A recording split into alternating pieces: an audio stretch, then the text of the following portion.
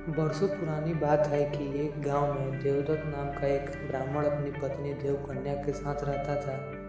उन दोनों की कोई संतान नहीं थी। आखिरकार कुछ वर्षों के बाद उनके घर प्यारे से एक बच्चे ने जन्म लिया। ब्राह्मण की पत्नी अपने बच्चे को बहुत प्यार करती थी। एक दिन की बात है कि ब्राह्मण की पत्नी देवकन्या को अपने घर के बाहर नेवले का एक छोटा सा बच्चा मिला। उसे देखकर देवकन्या को उस पर दया आ गई और वो उसे घर के अंदर ले गई और उसे अपने बच्चे की तरह ही पालने लगी। ब्राह्मण की पत्नी बच्चे और नेवले दोनों को अक्सर पति के जाने के बाद घर में अकेला छोड़कर काम से चली जाती थी। नेवला इस दौरान बच्चे का पूरा ख्याल रखा करता था। दोनों के बीच अपार स्नेह देखकर देवकन्या बहुत खुश हुआ करती थी। एक दिन की बात है कि अचानक ब्राह्मण की पत्नी के मन में कहीं यह नेवला मेरे बच्चे को नुकसान न पहुंचा दे, यह ख्याल उसके पत्नी के मन में आया। आखिरकार जानवर ही तो है और जानवर की बुद्धि का कोई भरोसा नहीं कर सकता। समय धीरे धीरे बीतता गया। नेवला और ब्राह्मण के बीच के बच्चे का प्यार गहरा होता गया। एक दिन ब्राह्मण अपने काम से बाहर गया हुआ था। पति के जाते ही देवकन्या भी अपने बच्चे को घर में अकेला छोड़कर बाहर चली गई। इसी बीच उनके घर में एक बड़ा सा सांप घुस आया। इधर ब्राह्मण देवदत्त का बच्चा आराम से सो रहा था, उधर सांप तेजी से उस बच्चे की ओर बढ़ने लगा। पास में ही नेवला भी था। जैसे ही नेवले ने सांप को देखा तो वो सतर्क हो गया। नेवला तेजी से सांप की ओर लपका और दोनों के बीच में काफ़ी देर तक लड़ाइयाँ हुई। आखिर में नेवले ने उस सांप को मारकर बच्चे की जान।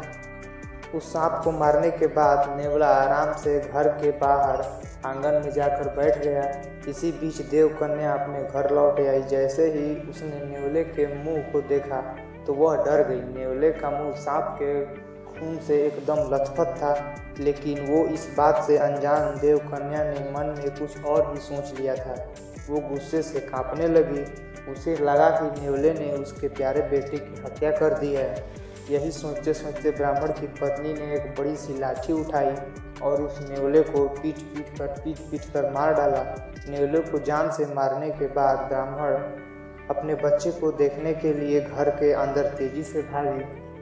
वहाँ बच्चा हंसते हुए खिलौने के साथ खेल रहा था। इसी दौरान उसकी नज़र पास में ही पड़े मरे हुए सांप पर गई। सांप को देखते ही देवकन्या को बहुत पछतावा हुआ। वो भी नेवले से बहुत प्यार करती थी, लेकिन अपने गुस्से के कारण और अपने बच्चे के मुंह के कारण उसने बिना कुछ सोचे समझे उस नेवले को मार दिया था। अब ब्राह्मण की पत्नी जोर जोर से रोने लगी, लेकिन तब तक बहुत देर हो चुकी थी। उसी समय ब्राह्मण भी अपने घर लौट आया। वह पत्नी की रोने की आवाज़ सुनकर दौड़ता हुआ घर के अंदर गया। उसने पूछा कि देवकन्या, तुम क्यों रो रही हो? ऐसा क्या हो गया? उसने अपने पति को सारी बात बताई। नेवले की मौत की बात सुनकर ब्राह्मण देवदत्त को भी बहुत दुख हुआ। दुखी मन से ब्राह्मण ने कहा, तुमने बच्चे को घर में अकेले छोड़कर जाने और अविश्वास का दंड मिला है। उसने कहा कि अगर तुम ऐसा नहीं करती तो आज नेवला भी जिंदा होता।